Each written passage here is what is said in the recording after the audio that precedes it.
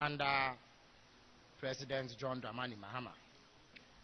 As you may be aware, cabinet is an important decision-making body of government, perhaps the most important. And every president is required by the Constitution to compose a cabinet. And that cabinet, once composed, must begin regular meetings to fashion out policy and determine the direction of governance. So, as a first requirement, President Mahama has composed his cabinet. And as you may be aware, the constitutional requirement is that cabinet must be made up of 19 ministers. And so the first point of business is to put together this body of 19 ministers, chaired by the president himself. And I would proceed to announce the names of the 19 ministers who form the cabinet.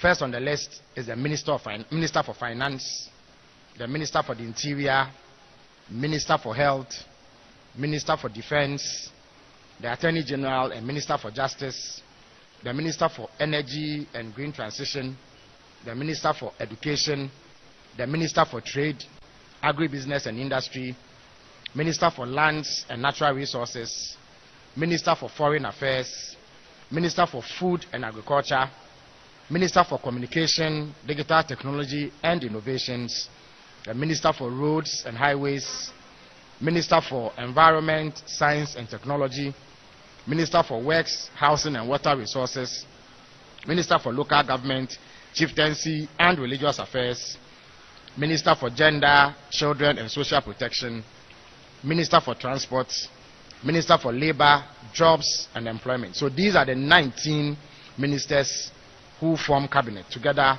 with the president. Now, apart from these 19 ministers, other ministers are made to attend.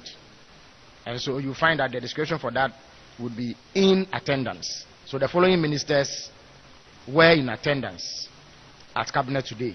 So the Minister of Sports and Recreation, the Minister of Youth Development and Empowerment, the Minister for Fisheries and Aquaculture, Minister for Tourism, Culture and Creative Arts, Minister of State in charge of Special Initiatives, and my good self, the Minister for State responsible for Government Communications, the Minister of State for Climate Change and Sustainability, and Minister of State Public Sector Reforms. So this essentially is the composition of those who attended cabinet today, in addition to the cabinet ministers.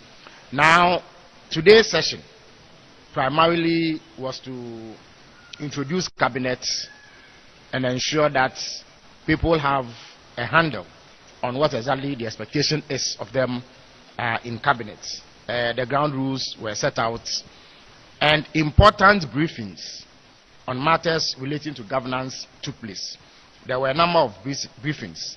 The first, of course, as should be expected, was a briefing on security, the state of security in the country.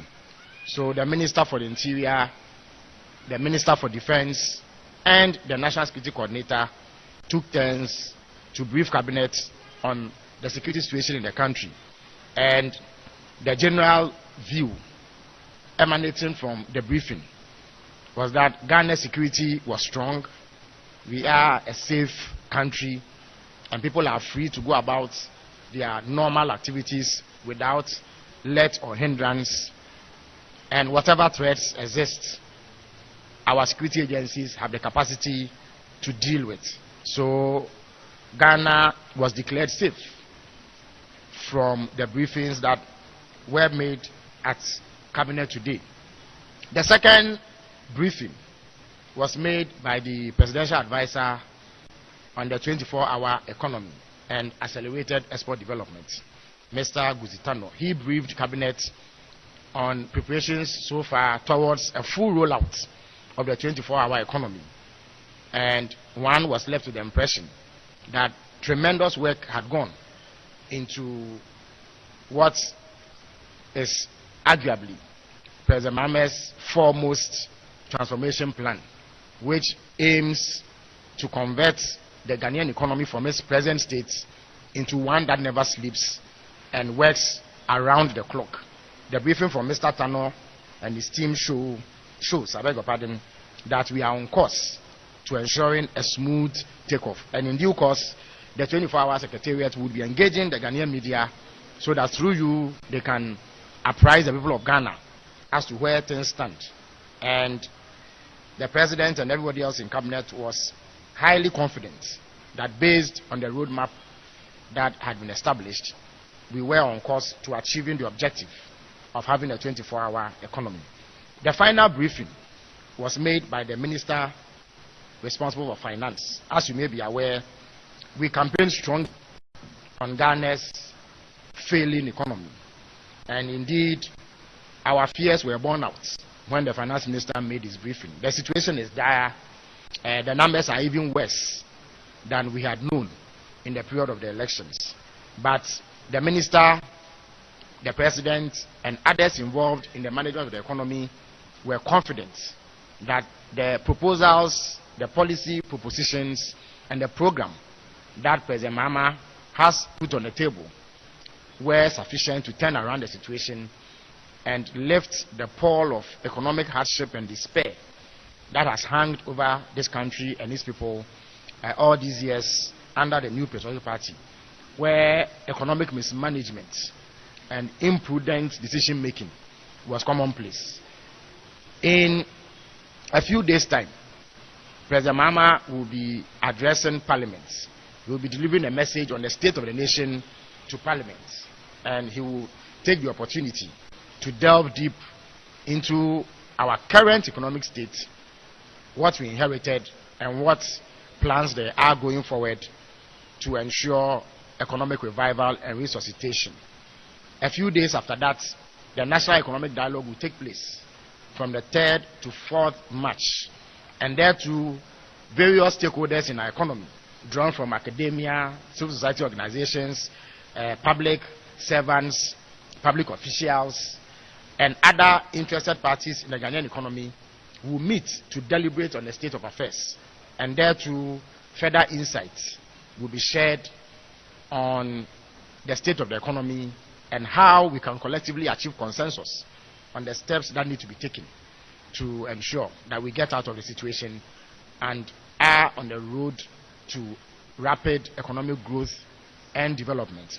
And then on the 11th of March, the finance minister will present his first budget, which would again explain the situation and indicate what government's policies are in respect of the economy and what measures will be rolled out going forward to achieve the objective of getting us out of this economic mess. So this, in a nutshell, is what transpired in cabinet today. I would pause here and invite questions from the media present. Thank you very much.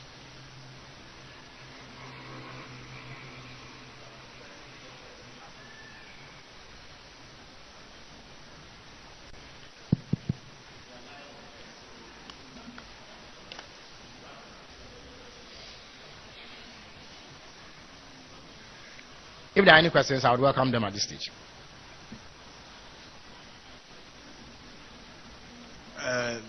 The first one has to do with security. You said the